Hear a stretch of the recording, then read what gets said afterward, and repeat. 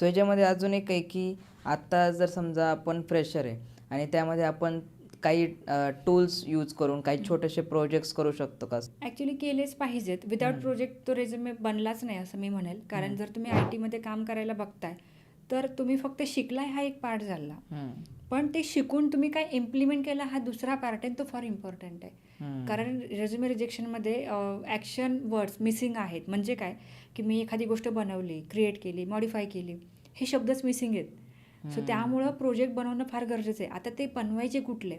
तर आत्ता HRच्या डोक्यात हे राहिलंच नाही आहे की managements, software management system, school management system ह्याचा जमाना गेला आहे. म्हणजे ते झाले कॉलेजचे प्रोजेक्ट्स, म्हणजे अजूनही तुम्ही लहानच आहेत. सो मी सांगेल की ChatGPTचा यूज करून एकदम अट्रॅक्टिव्ह एखादं नाव तुम्ही घ्या.